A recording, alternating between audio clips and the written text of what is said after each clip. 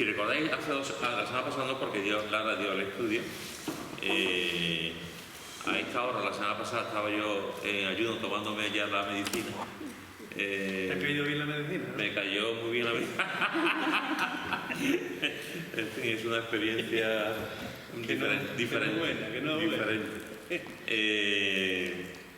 Ella dio el estudio la semana pasada, pero hace 2 semanas, si recordáis, pues estuvimos viendo el tema de los ángeles y vimos en el capítulo 1 de Mateo cómo un ángel se presenta a José y le dice que no se preocupe, que su esposa que María no le ha sido infiel, ni mucho menos, y que el Espíritu Santo ha sido el que está dentro, que Dios ha engendrado, el Espíritu Santo ha engendrado a María con Jesús.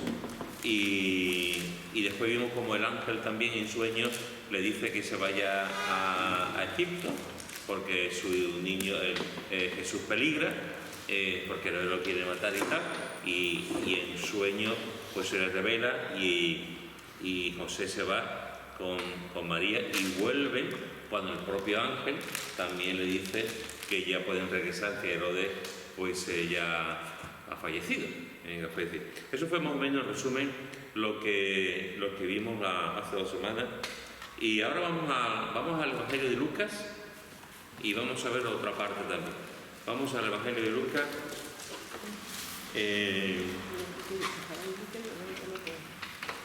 Evangelio de Lucas y vamos al capítulo 1. Evangelio de Lucas, capítulo 1. Y vamos a leer desde el versículo 5 hasta el versículo 20.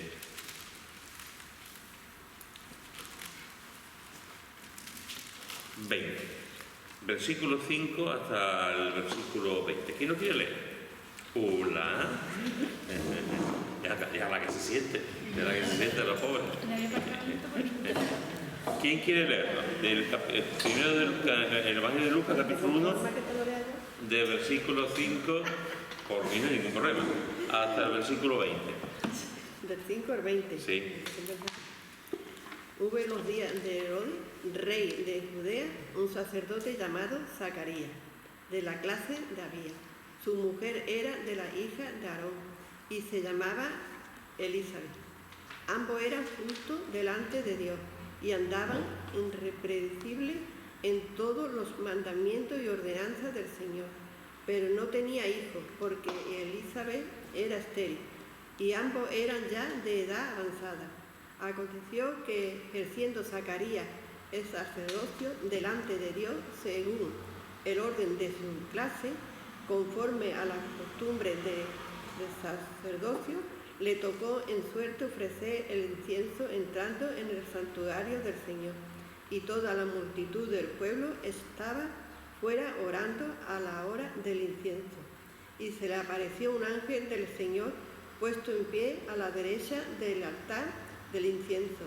Y se turbó Zacarías al verle, y le sobrecogió temor.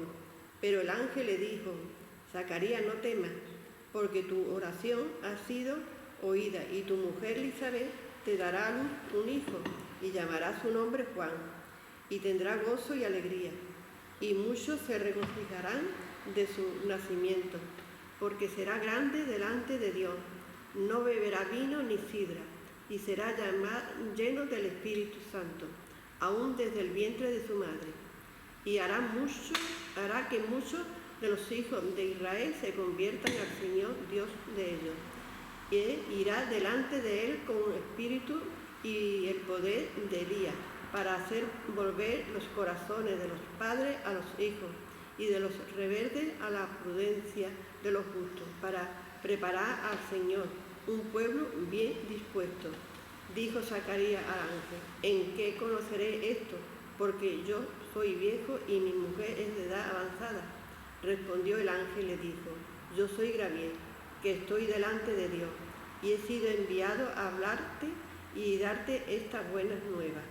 Y ahora quedarás mudo y no podrás hablar hasta el día en que esto se haga, por cuanto no creíste mis palabras, las cuales se cumplirán a su tiempo. Muy bien. Pero el problema de ver los textos muy conocidos es que a veces, tan conocidos como son, pues pasamos de puntillas. Parece que lo conocemos de tanto y tanto, pero en realidad a veces siempre hay detalles en la palabra, siempre hay cosas en la palabra que nos hablan. Este es un texto muy importante, muy importante. El texto de Mateo es muy importante. Y este texto de Lucas también es muy importante. Es interesante porque de los 4 evangelios que hay, solamente 2 se refieren al nacimiento de Jesús. Tanto Juan como Marcos no hablan absolutamente nada del nacimiento de Jesús, cuando es una información y una enseñanza realmente vital. Pero tanto la enseñanza de Mateo como la enseñanza de Lucas son enseñanzas muy importantes, muy profundas. No se habla de los 4 evangelios, pero lo que se habla del nacimiento de Jesús, y en este caso en el evangelio de Lucas, es de una información tremenda. Prácticamente, el otro día me estaba preguntando alguien, no sé si este domingo o el otro, me estaba preguntando alguien, ¿qué sabemos acerca de la infancia de Jesús? Pues mira, aunque os parezca mentira, hay mucha información de la infancia de Jesús, extracanónica. O sea, hay muchos libros, muchos libros apócrifos que nos hablan, nos relatan cosas del nacimiento, no en la Escritura. La Escritura solamente lo tenemos en Mateo y en Lucas. Pero hay libros que se escribieron algún tiempo después en el tiempo de la Iglesia, donde hay algunas historias que son historias, nada más, son historias, que nos hablan de algunas cosas del Jesús como niño. Una de las historias que hay hay algunas, pero una de las historias que yo recuerdo es que un día Jesús estaba jugando en la carpintería con su padre, hizo unos pajaritos de madera, con los utensilios de su padre, hizo unos pajaritos de madera, y entonces le dijo a la madera, a los pajaritos le dijo, volad, y los pajaritos, como Pinocho, volad, y se fueron volando los pajaritos. Ya digo que esas son historias, que son historias apócrifas, que no tenemos que prestarle mucha atención, porque no son inspiradas, pero que nos hablan también de algunos detalles, algunas cosas en relación a la infancia de Jesús. Nosotros, nuestra fiabilidad es a través de la palabra, no de otros escritos, etcétera, ¿no? Sino de lo que dice la palabra. Y lo que dice la palabra es impresionante, tanto lo que vimos en Mateo como lo que vemos aquí en Lucas.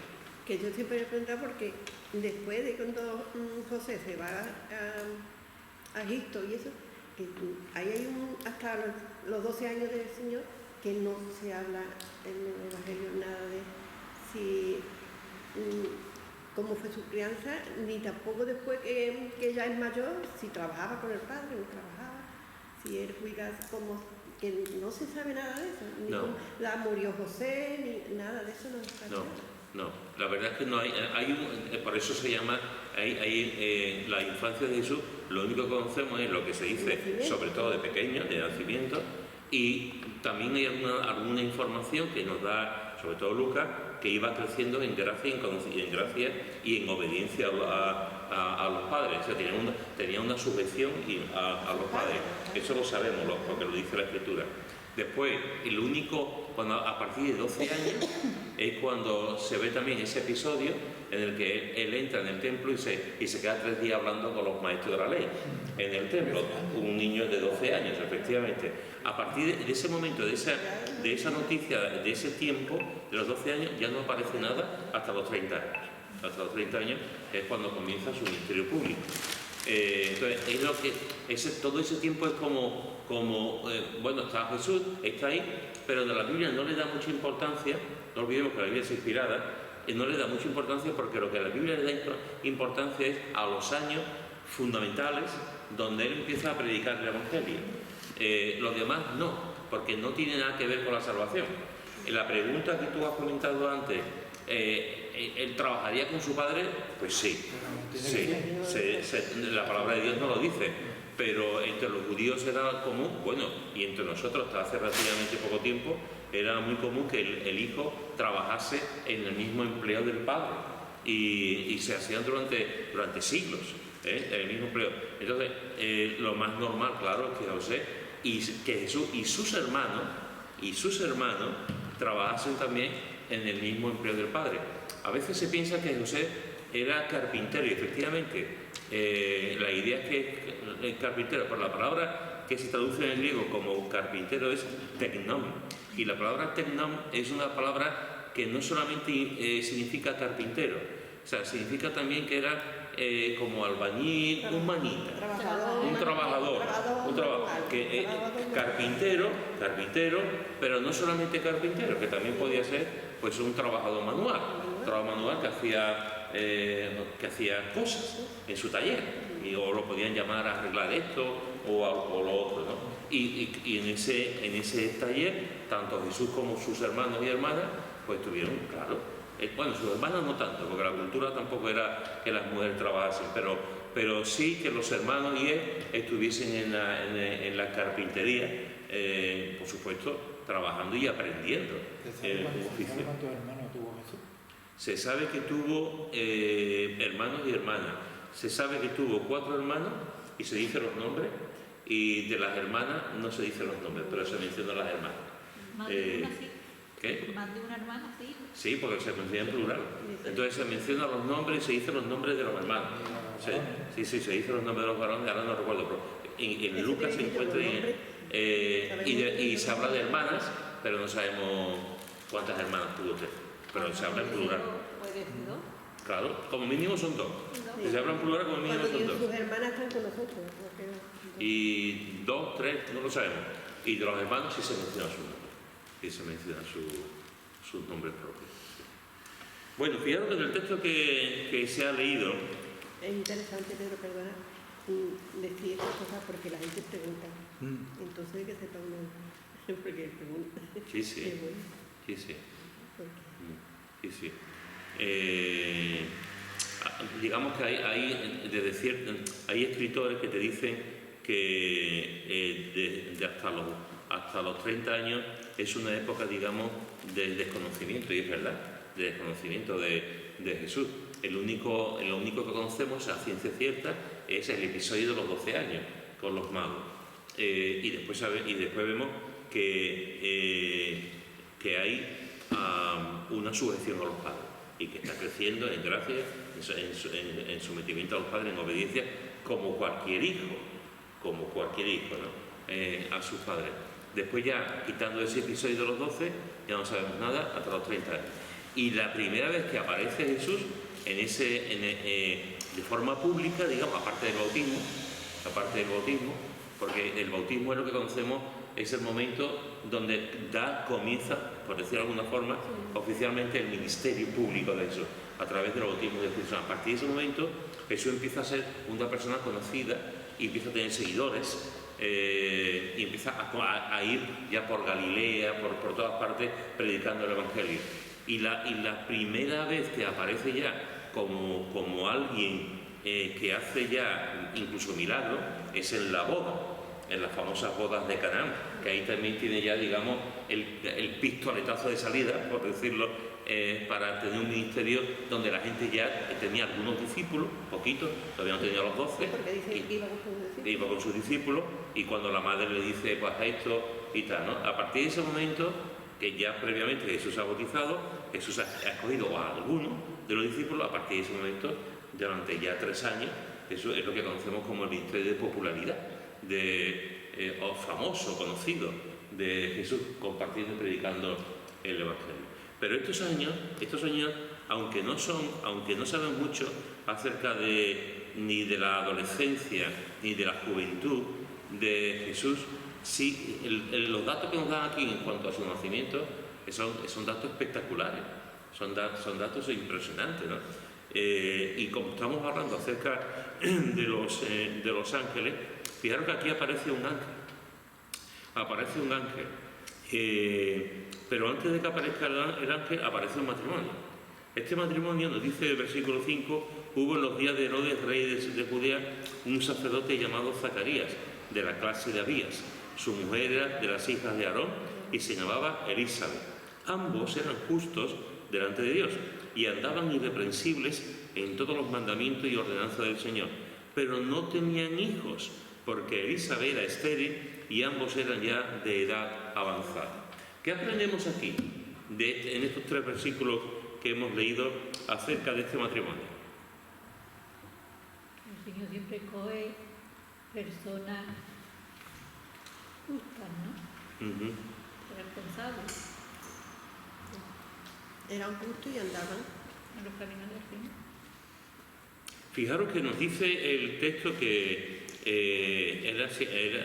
había un sacerdote que se llamaba Zacarías. Zacarías es una palabra que significa Jehová se acuerda. Jehová se acuerda. Jehová se acuerda, lo que significa Zacarías. Jehová se acuerda. Dios se acuerda. Es decir, y es muy interesante porque de alguna forma el mismo nombre de Zacarías está diciendo lo que Dios va a hacer. Tanto él como su esposa estaban orando para tener un niño, pasan 2 años, no se quedan embarazados, pero el mismo, ¿cómo se llama? Zacarías. Dios es como si estuviese diciendo, el mismo Dios le está diciendo, no te preocupes, que me acuerdo de ti. Es interesante, como una cierta ironía de parte de Dios, como una cierta sonrisa de parte de Dios. Que me estás pidiendo algo, ya sois muy mayores, pero no te preocupes, Zacarías, que me acuerdo de ti, como tu nombre indica, como tu nombre significa, ¿no? Es un nombre muy bonito, es muy bonito. Jehová se acuerda. Nos dice que era sacerdote de la clase de Abías. Esto es interesante porque todos los sacerdotes procedían de Aarón. Toda la descendencia de Aarón eran sacerdotes. En este momento, David, en Crónica, vemos que pone hay 24 familias de sacerdotes. Es decir, eran 24 sacerdotes, todos procedentes de Aarón. Se calcula que había unos 20.000 sacerdotes. Y solamente había un templo. Había 20.000 sacerdotes y solamente había un templo. Por lo tanto, los sacerdotes trabajaban 2 semanas al año. 2 semanas al año, se multiplicaba, había 24, 48 más o menos. Eran 2 semanas al año lo que trabajaban. En esas 2 semanas, tú trabajabas 1 semana en el templo y a las 24 semanas te tocaba otra vez. Era un trabajo muy serio, muy importante porque era un trabajo donde tú estabas sirviendo al Señor y llevando a la gente en adoración, sacrificando animales, etc., ¿no? Y durante el resto del tiempo era sacerdote, aunque no estaba en el templo, y la gente hacía una función, vivían en santidad, ayudaban a la gente, intentaban vivir de forma santa, etc., ¿no?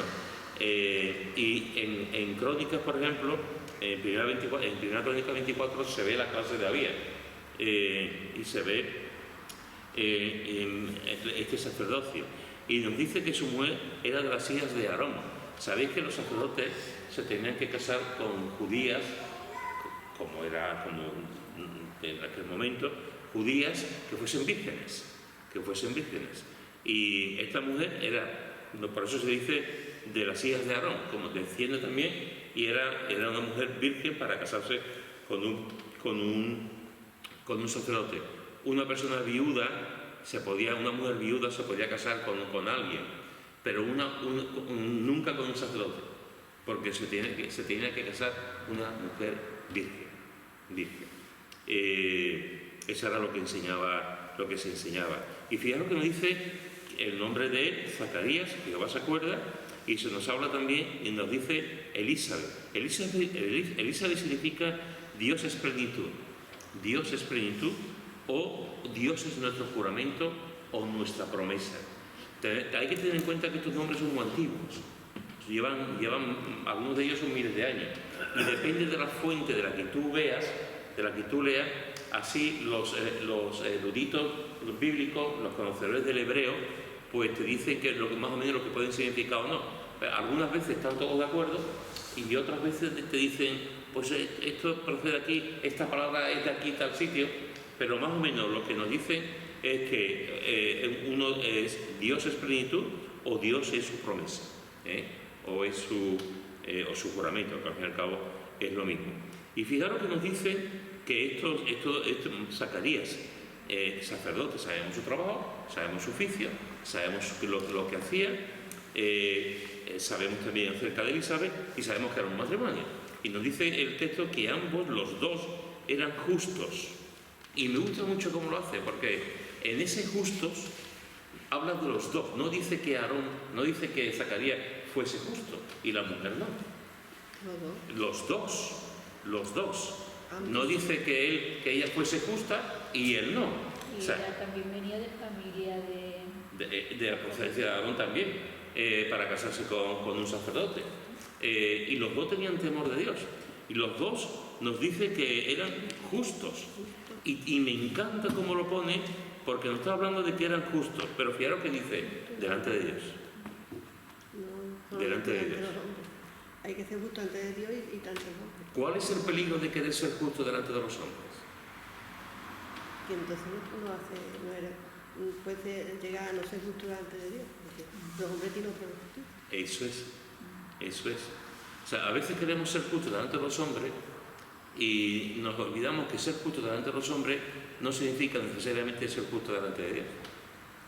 Ser justo delante de Dios casi siempre implica ser justo también delante de los demás, pero tampoco siempre. Porque a veces resulta que ser justo delante de Dios lo que te convierte te convierte en enemigos. Y hay personas que no están de acuerdo por tu nivel espiritual o por tu forma de andar, etc., ¿no? Pero aquí el autor Lucas nos deja ver muy claro que era un matrimonio donde los dos eran justos delante de Dios. Normalmente una persona justa delante de Dios también es una persona justa delante de los hombres. Es más importante ser justo delante de Dios que de los hombres. Porque además podéis llegar a eso que está diciendo Josefa, efectivamente, pero también podéis llegar a la apariencia. Y cuando se llega a la apariencia, se puede llegar al legalismo. Y cuando se llega al legalismo, ¿qué? Hace daño. Hace daño. O sea, por aparentar justicia delante de los hombres, por aparentar, podemos llegar a una situación difícil. Ellos no tenían ese problema. Ellos eran justos delante de Dios. No, primero que vemos eso, justo. Lo segundo que dice, que andaban irreprensibles. ¿Qué significa irreprensibles? Como que no tenían fallos. No tenían nada que acusar. Y irreprensible es, no puedo decir nada público, nada malo de Juan. Intachable. O sea, no hay un dedo que te acuse. No hay nadie que pueda decir, he visto a fulanito a las 4 de la mañana con una borrachera, o he visto a tal persona. No hay nadie que pueda acusarte. Es interesante que Pablo, tanto en Tito como en Timoteo, una de las cosas que dice de los pastores y de los ancianos obispos de la iglesia es que sean irreprensibles. Es decir, que nadie le pueda acusar. No significa que sean justos en el sentido de que no tengan fallos, pero que nadie le pueda acusar de cometer agravios, de cometer pecados, de decir, tú has hecho esto. No, porque son irreprensibles. Así que fijaros que aquí encontramos que eran justos, encontramos que que eran irreprensibles, y fijaros que dice en todos los mandamientos y ordenanzas del Señor. Al final. En todos los mandamientos, es decir, ¿significa que eran perfectos? No, ninguno es perfecto. ¿Significa que no metían la pata? Evidentemente metían la pata como cualquier ser humano. Pero ellos intentaban por todos los medios, él, no solamente porque era sacerdote, sino porque era un hombre que amaba profundamente a Dios, y su esposa igual.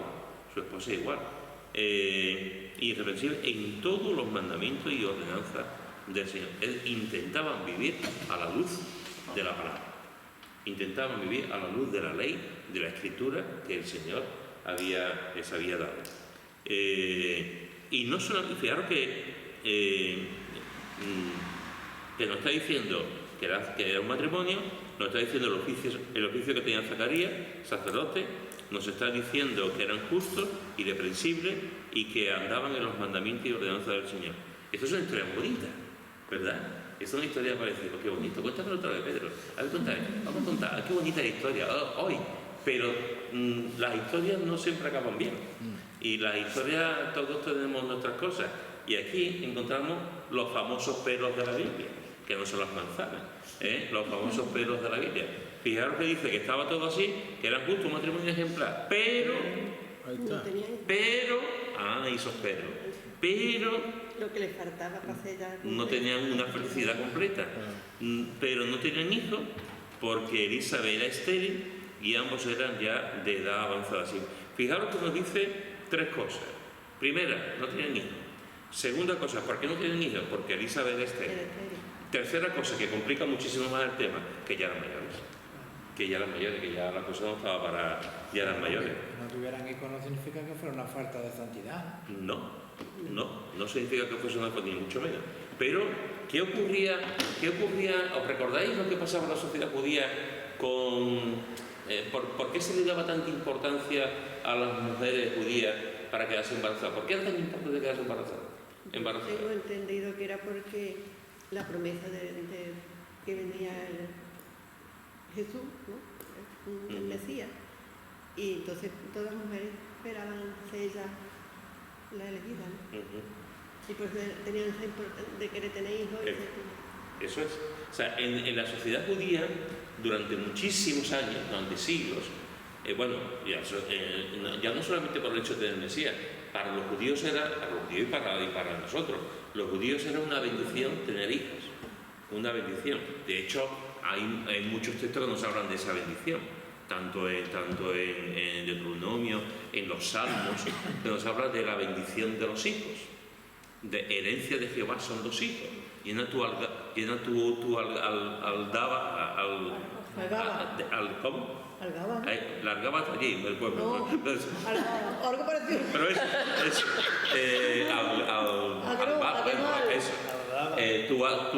Tu arco llénalo de hijos.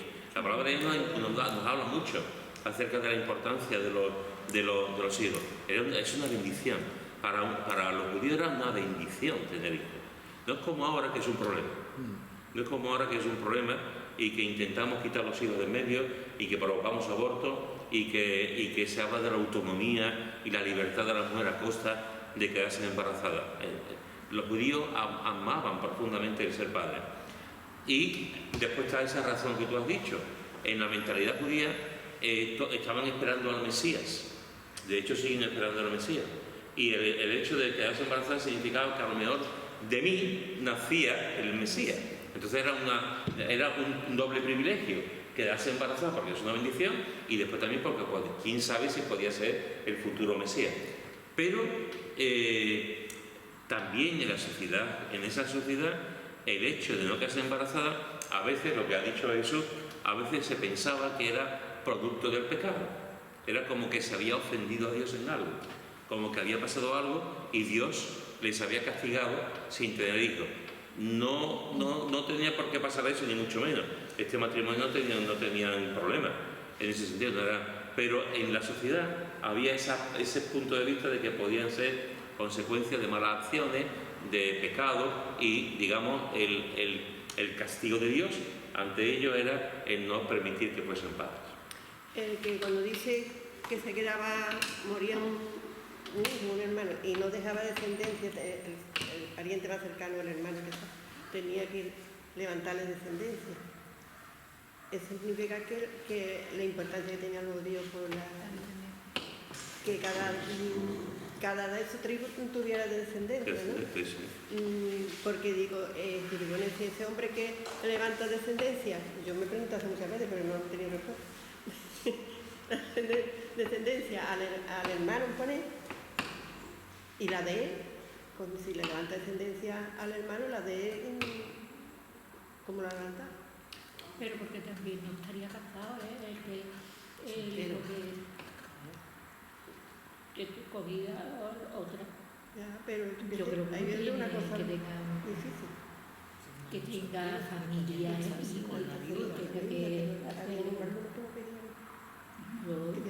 Habría que verlo bien, porque se habla de levantar descendencia al hermano, pero no sé, habría que verlo. Pero siempre yo recuerdo de que él criaba un hijo más joven hasta que vaya y coja a la mujer del hermano para hacer la descendencia, sí, pero que tenga una familia y hacer otra descendencia con la que se muere el marido, yo no recuerdo nada de eso. No. Habría que verlo. Yo lo que he leído es levantar la descendencia porque cuando los hijos se mueren, ¿no? Tenían que levantarle la herencia, por lo que fuera. Pero creo que eran los que no estaban casados, los hijos que no estaban casados. Habría que verlo. Pero no sé, pero si levantarse la descendencia, yo, hombre, le levanta descendencia a su hermano, los hijos que son descendencia de su hermano, entonces él ya no tenía descendencia. Pero que a lo mejor no tenía familia, el hijo que se... No sé, eso no dice. Además dice que le levantaba descendencia al hermano. Y yo me pregunto, y bueno, y cómo si esa descendencia, ese hijo que nazca, pertenece a la herencia del hermano, a la tribu de su hermano que forma. Y la de... Claro, después también Jesús cuenta una parábola, pero es una parábola. Cuando le dice, tal, y viene tú en el cielo, pero es una parábola, no es una cosa. Pero eso lo vamos a mirar, lo vamos a... al matrimonio, ¿no? Sí. Que en el cielo lo vamos a... Sí, porque es verdad que está el hecho del pariente redentor, Claro. El Goel, que de ahí viene también la figura de Jesús como redentor. Pero en esa parte, yo no me acuerdo muy bien si era... Porque el mismo Bo primero fue a un pariente más cercano que lo rechazó y ya él fue el que le levantó descendencia. Entonces, yo esa pregunta no es... Yo leo y digo, ¿esto cómo se pone de pie? Fijaros que nos dice que, como he dicho antes, un matrimonio fantástico, pero no tenían hijos porque Elizabeth era estéril y la esterilidad también se veía como algo gravísimo. Y nos dice que ya eran de edad avanzada. Entonces suma 2 y 2. Estéril y de edad avanzada, pues... Tenía todas Tenía la papeleta, vamos, para quedarse ya a siempre así, ¿no? Y fijaros que nos dice, después, en el versículo 8, dice, aconteció que ejerciendo Zacarías el sacerdocio delante de Dios según el orden de su clase, conforme a la costumbre del sacerdocio, le tocó en suerte ofrecer el incienso, entrando en el santuario del Señor. Y toda la multitud del pueblo estaba fuera orando a la hora del incienso. Fijaros, Zacarías, y no sabemos el tiempo que llevaban orando, pero ya son personas mayores, se casaban jóvenes. Por lo tanto, estaban orando por tener un hijo hacía muchos años. Muchos años y ya hacía muchos años. A verse tan viejo, ya no oraría. Claro, ya estas veces que tú ya dices, ¿para qué voy a orar? Si esto ya... Entonces, seguramente incluso a lo menos ya habían dejado de orar. Y él le toca su turno sacerdotal, está ejerciendo el sacerdocio delante de Dios, y me encanta esto, ¿no? Delante de Dios, según el orden de su clase. Y es interesante, le tocó en suerte ofrecer el incienso. El incienso, ¿cuál es el simbolismo del incienso en la Biblia? Ofrecer al Señor un sacrificio, ¿no? Sacrificios de alabanza, pero el incienso es...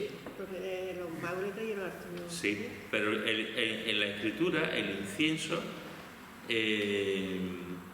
¿Recordáis en Apocalipsis? Subía el incienso, ¿qué es lo que subía? Las oraciones. La Escritura, el incienso es un símbolo de la oración. Es interesante porque fijaros que dice que le tocó en suerte ofrecer el incienso, es decir, la oración. Y esa es otra cosa también importante. Estaban los sacerdotes de su clase, en este caso los de Abía. Y se hacía por suertes de los que estaban allí, porque el más importante, lo más importante que hacía el sacerdote era precisamente esto, levantar el incienso. Entonces, como habían varios, le tocaba en suerte, a él le tocó esa semana levantar el incienso, que es símbolo de oración. ¿Recordad lo que significa su nombre? Jehová se acuerda. Está ahora orando, está levantando el incienso, que es un símbolo de oración. Y fijaros que nos dice, toda la multitud del pueblo estaba afuera. ¿Qué estaba haciendo todo el pueblo? Orando. O sea, es interesante porque va en torno a la oración. O sea, está orando, está en el incienso, que es la hora donde se levantaba tanto por la mañana como por la tarde para orar, el incienso. Y toda la multitud a la hora del incienso estaban allí también para orar en la calle. fuera del templo, orando a la hora del incienso. Y es en este clímax, en este momento, en esta situación, donde está en el templo, donde está orando, donde la gente está orando fuera del templo, donde aparece esto. Dice, versículo 11, y se le apareció un ángel del Señor puesto en pie a la derecha del altar. ¿De qué? Del incienso. Otra vez. Allí está él levantando un incienso, allí está él con un ministerio de oración, la gente orando, y de pronto aparece a la derecha del altar del incienso un ángel del Señor. ¿Cómo entra allí? ¿Dónde aparece? Llama a la puerta del templo, sale por una ventana. ¿Por dónde aparece el ángel? Un ángel que atraviesa las paredes. Un ángel que atraviesa las paredes. Puerta, no necesita puerta para entrar. En espíritu. Pues en este momento el ángel se aparece. Los ángeles no necesitan puertas para entrar. El ángel se aparece, y fijaros que dice que se le apareció un ángel del Señor. Del Señor. Que esto también es un dato interesante. Especifica, un ángel del Señor. A veces pensamos en los ángeles como seres, digamos, con autonomía, ¿no? Como seres que los ángeles no tienen autonomía en ese sentido. Los ángeles, vamos a ver, como nosotros podemos, de hecho, la rebeldía de Satanás y sus demonios fue porque tenían autonomía, porque eligieron rebelarse contra Dios en el cielo, ¿no?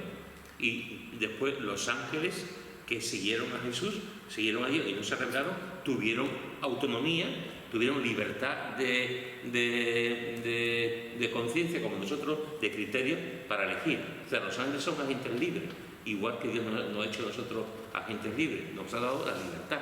A los ángeles también se lo dio. Por eso Satanás se rebela porque tuvo la libertad de rebelarse contra el Padre, contra Dios, contra el Señor, contra Dios. Nosotros también, Dios nos dio la libertad y también usamos mal esa libertad. Pero en los ángeles no todos se corrompieron, sino que hubo una parte de los ángeles que tomaron la decisión de seguir a Dios. De seguir a Dios. Y fijaros que nos dice el texto que este ángel estaba delante de Dios. Delante de Dios. Con lo cual, hermano, estamos hablando de algo tremendo. Tremendo. Este ángel estaba delante de Dios. La palabra de Dios no nos dice que todos los ángeles estén delante de Dios, pero sí hay una serie de ángeles, serafines, arcángeles, etcétera, que nos hablan que algunos están en la presencia de Dios, otros están en la presencia de Dios para adorarlo, para servirle. Después nos habla Apocalipsis nos habla de millones de ángeles que están en el cielo. Pero sea lo que fuese, aquí nos está diciendo que este ángel en particular, Gabriel, estaba en la presencia de Dios. ¿Qué iba a decir? Que cuando yo leía esto del incienso, yo me imaginaba que era como, que yo conozco el incienso de las plantas, era como quemar y ese humo subía. Sí, así es, sí. Era y el humo eso subía. Era el humo que subía en la presencia de Dios, que era el símbolo de la oración. Sí. Porque el templo todo eran símbolos. Todo eran símbolos. La muerte de los animales era un símbolo también. Todo lo que se hacía eran simbolismos que representaban una verdad espiritual. El incienso, que era la parte más importante, aparte de los sacrificios, era el simbolismo de la oración de Israel, de la oración del sacerdote y de la oración del pueblo. Y fijaros que se le aparece un ángel del Señor. Déjame decirte algo también, aunque yo sé que tú lo sabes.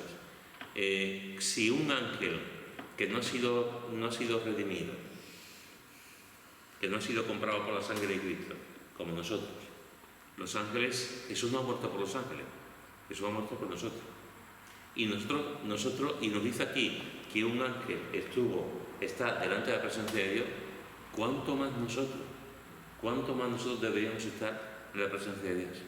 ¿Cuánto más nosotros deberíamos estar todos los días y darnos cuenta del privilegio que tenemos de hablar con Él, de adorarlo y de estar en su presencia? Como dice David, donde quiera que esté, en el Seol, estoy siempre en la presencia de Dios. Entonces, Si un ángel está en la presencia de Dios, Pero los ángeles fueron creados para servir a Dios y nosotros fuimos creados aquí en la tierra y por eso tuvo que morir para eterno Claro. de su presencia.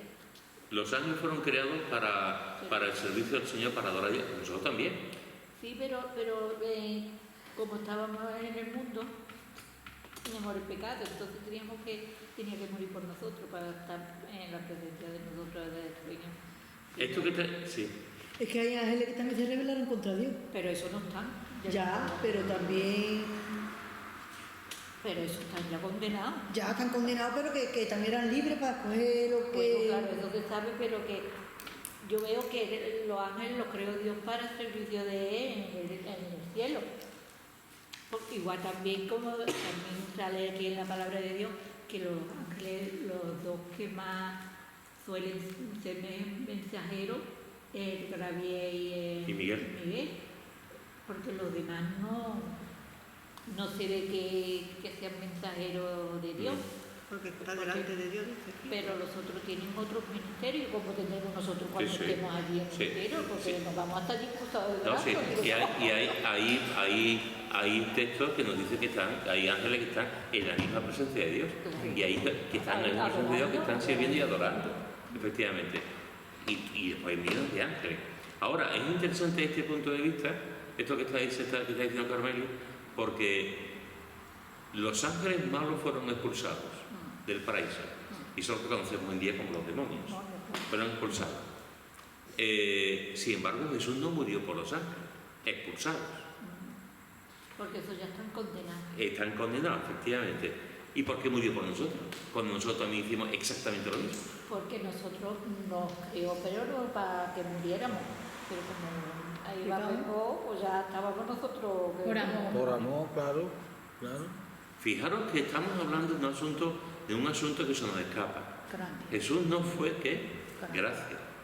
Jesús no murió por los ángeles. Y los ángeles, nos dice la Escritura que hubo millones de ángeles que están caídos, ángeles caídos. La tercera parte. Eso es, que están caídos y que se rebelaron contra Dios. Pero sin embargo, Él no murió por esos ángeles. Sin embargo, sí murió por nosotros. Sí murió por los hombres. Eso nos habla... No teníamos otra solución. No No, moría Él. nunca te- Otro remedio. por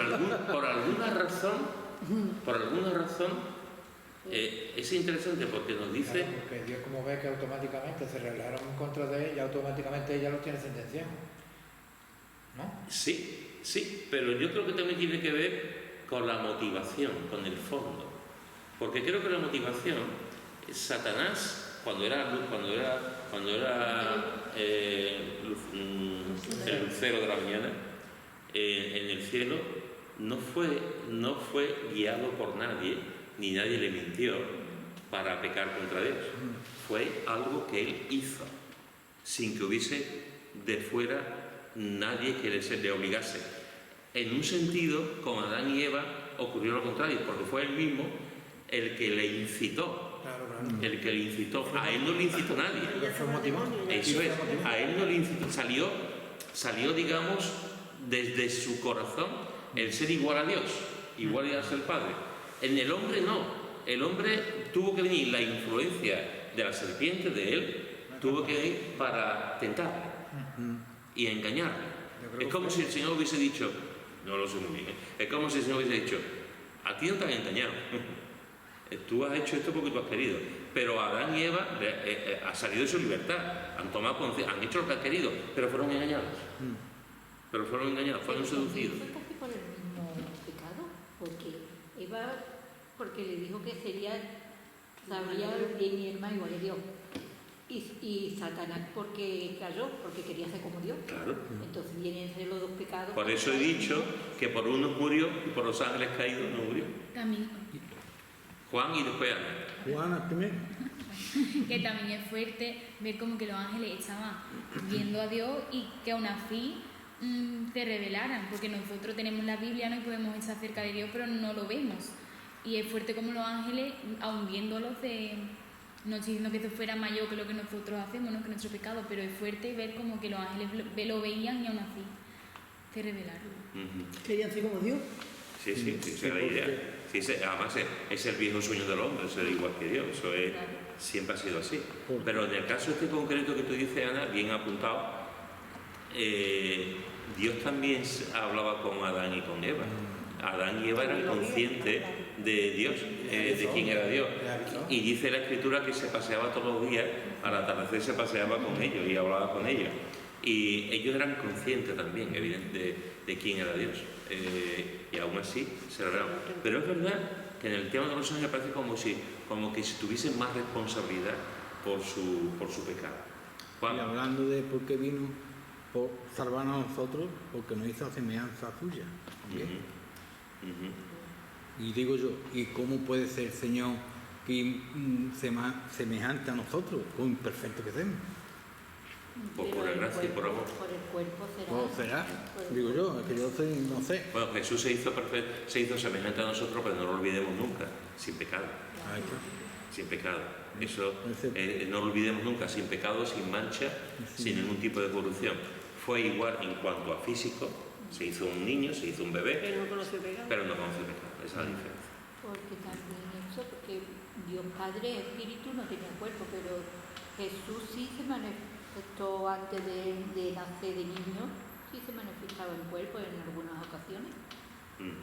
Y fijaros que dice que se le apareció un ángel del Señor puesto en pie a la derecha del altar de incienso, como he dicho también es símbolo de oración, y se turbó Zacarías al verle y le sobrecogió temor. Como cualquiera. Como cualquiera. Yo no sé si alguno de nosotros ha visto un ángel. ¿Tú has visto? Claro, se asustó. Como para asustarse, vamos. Que no son unos angelitos chiquitos. Como para asustarse. Para pelear con la bote de maldad, son grandísimos. Claro, a veces pensamos era un hombre de Dios, era un sacerdote. Era una persona, pero que por mucho sacerdote, por mucho conocimiento que tú tengas, tú de pronto estás aquí con el incienso, estás levantando el incienso, estás orando, estás viendo, y de pronto mira tu derecha y te ves una persona que se encuentra. Es que no sabía, ¿no? Y claro, tuvo temor, tuvo miedo. Con un aire destruyó 165.000 soldados Sí. del ejército babilonio. Sí. Con eso te lo digo todo. Sí. Y se turbó Zacarías al verle y le sobrecogió temor. Y fijaros que dice el ángel, pero el ángel le dijo, Zacarías, no temas, porque tu oración, otra vez la oración, ¿veis? Porque tu oración ha sido oída y tu mujer Elizabeth te dará a luz un hijo y llamará su nombre Juan. ¿Sabéis lo que significa Juan? El hombre que le gustaba el gazpacho después de las 4 de la tarde. Juan significa el Señor es bueno o don de Dios, depende. El Señor es bueno o don de Dios. Y fijaros que aquí el ángel, ante el temor de Zacarías, lo primero que hace el ángel, fijaros que hasta ahora habla de ángel, no sabemos el nombre todavía, el nombre vendrá después. Pero no sabemos todavía el nombre del ángel. Se aparece y no le dice todavía su nombre. Eso después se va a identificar. El ángel le dijo, Zacarías, no temas. ¿Por qué? Porque el ángel sabe que está dándole yuyu. Y no solamente se presenta delante de él y le dice, no temas, tranquilo, sino que además le dice, porque tu oración, la oración que tú y tu esposa, la oración que durante muchos años había hecho para ser padre, tu oración ha sido oída. Zacarías, Jehová se acuerda, tu oración ha sido oída en el tiempo que está ministrando en el templo, en el tiempo que está levantando el incienso, en el tiempo que está orando y que la gente está orando. Y entra este ángel y le está diciendo, tu oración ha sido oída y tu mujer Elizabeth dará a luz un hijo y llamará su nombre Juan. Para quedarse boca abierto, porque después de tantos años y ya, Pero es que yo en la edad que creo estaba y como estaba. dentro del plan de Dios. Sí, pero. Se quedara embarazada. Claro, sí, pero yo digo que Zacarías se anunciando quedaría con la boca abierta y ahora. Pero ¿fue una oración reciente? Yo pienso que Zacarías seguía orando ya con la edad que tenía. por tener un hijo? Yo creo que ¿O fue una oración desde hace mucho tiempo y ya el Señor está respondiendo? Oración antigua y Nunca había pensado, pero ¿Quién sabe? No tenía, es que tenía fe. que con su edad seguro no estaba pensando ya vamos a tener el hijo y por favor, Señor, no sé. Por eso- Quizás tenía más por fe eso le que yo, pillaría pero... también Yo creo que fue- de no podérselo creer, ¿no? Porque si le contesta cuando él estaba orando, pues no le pilla de sorpresa, pero a cabo de tanto tiempo, por eso se quedó, ¿no? Yo coincido con... No sabemos muy bien, lo mismo No todavía, sabemos, lo mismo pero- estaban orando, no sabemos. Pero yo coincido con ella y creo que también ella lo dijo antes. O sea, hay momentos en el que tú estás orando mucho por algo y pasas un mes y 2 meses y 1 año y 2 años y 3 y 15 y tú te cansas. Claro, pues Te cansas y ya dices, bueno, esto ya no, ¿para qué voy a seguir orando? Esto ya no... A mí me da la impresión que efectivamente que llega un momento, lo mismo no, lo mismo seguía orando todos los días, pero me da la impresión de que no, que ya habían llegado un momento en que ya está. Y de alguna forma es un toque de atención para nosotros, porque es un como diciendo, dejamos de orar, pero el Señor escucha las oraciones. No lo olvide. Y no olvida las oraciones. Jehová se acuerda. No olvida las oraciones. Y en su momento Dios responde. A veces es un asunto de fe, es un asunto de seguir persistiendo, es un asunto de seguir. Y que a veces perdemos la batalla, perdemos la fe, decimos que ya Dios nos va a contestar y Dios tiene en su momento, tiene la respuesta. De alguna forma es un desafío a todos nosotros, a que sigamos persistiendo en las oraciones de la gente que estamos orando, de las circunstancias en las que estamos orando, que sigamos orando porque Dios está ahí y se acuerda. Y también, Es que si le viene en tiempo de que ellos podían tener hijos, pues normal, que no era... Aquí así de esta manera se manifiesta más el poder de Dios. Ujú. Y que eso era algo no natural, era algo... Porque además ya eran mayores. Es verdad, se manifiesta más el poder de Dios porque ya eran mayores también. Porque a lo mejor de otra manera eran jóvenes y todavía estaban orando y todavía eran jóvenes, aunque era estéril, pero bueno, podía hacer... Era algo que podían esperar, pero ya después ven que eso ha sido el poder de Dios. Sí, La fuerza era algo que venía de Dios, no de sí, ellos. sí. Pues yo pienso que sí se mantenían en la fe sin variar. Muy bien. Yo pienso que sí. Ahí tenemos, como no se sabe muy bien, pues podemos pedir el punto de vista. El caso es que cuando ya eran mayores, cuando ya no se esperaba que iban a ser papá y mamá, Claro. el ángel le dice, tu oración ha sido oída. Y además le va a poner Juan. Porque era el momento que el Señor había escogido. pero también Pero el hay momento una para cosa mostrar nosotros. Dios su poder sobre ellos. Sí, porque, vamos, yo no lo sé, pero ahí en ese momento tampoco había médico para tú hacerte una prueba y sabes que era Cherry. Que supusieron que sería Cherry porque pasaban los años y no había hijos. Pero no había una prueba médica que te demostrara que fuera Cherry. Entonces, claro, a lo mejor iban orando porque, bueno, no tenían hijos, pero no a lo mejor porque fueran Cherry, sino porque a lo mejor pasaban los años, a lo mejor la cosa no... Entonces, es lo que ha dicho mi abuela, que cuando eran mayores pues también se podía manifestar, como que pasaba un segundo plano el hecho de ser Cherry, sino que era más importante que eran de edad avanzada y que lo tuvieran. Pero yo creo mejor que el Señor se acordaba de la oración, porque si tenían ya 80 o 70 años, y ahora voy a tener yo que ya no tengo ni la regla, ni tengo nada para ni fuerza para parir, ¿no? Pero lo más normal que esperar es que no oraran. Pero sí para nosotros es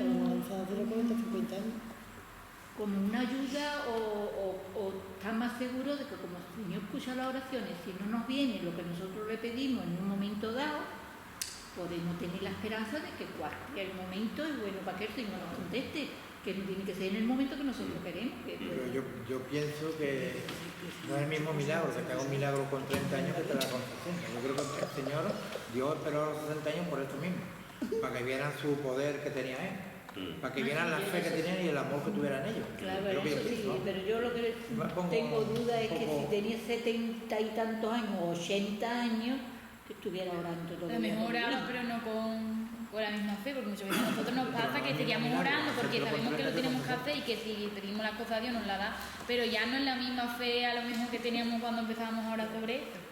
Pero de todas formas, y ya para terminar, no nos olvidemos del hecho más importante. Claro, al final, Independientemente de que podamos pensar, el hecho es que es un milagro. Es un milagro. Y la palabra... Dios no llega tarde. Eso es, Dios nunca llega, nosotros sí, pero Dios nunca llega tarde. También podía llegar el momento de que Juan naciera. Claro. Sí, sí. Y de hecho nace, o sea, en el plan de Dios nace en el momento adecuado. Al tiempo en que Jesús iba A pesar de... Sí. estaba ya para predicar la palabra y ir delante, porque iba con ese misterio de ir delante del ¿Por qué Señor. la gente mete cuando estaba allí en el, ¿cómo se llama? ¿Dónde estaba metido? En el templo. En el templo. Porque fue en el templo precisamente, no fue con tanto tiempo como tenía afuera. Pues yo no sé muy bien, pero creo que tiene que ver, yo creo que tiene que ver con el simbolismo. Creo que tiene, porque estaba en el templo sirviendo al Señor durante esas semanas. Y además estaba en el momento de levantar el incienso, que era el símbolo de la oración. Y le va a decir, Dios se acuerda de tu oración. Es el lugar adecuado para decirse. Es el lugar adecuado para decirse. Hasta en eso, el Señor lo hizo de una Además que forma... luego salió mudo y entró hablando. Eso lo de la semana que viene. Después eso lo dejaremos, vamos a quedarnos aquí. Y nos hemos quedado con que lo de los modelos veremos la semana que viene porque además es muy interesante. Y aquí nos hemos quedado aquí con el anuncio del nacimiento de Juan, que todavía no le ha dicho que va a haber el nacimiento de Jesús, sino el nacimiento de Juan. Ahí. Así que lo dejamos aquí y la semana que viene pues Pero te voy a hacer una pregunta. continuamos. Cuando dice que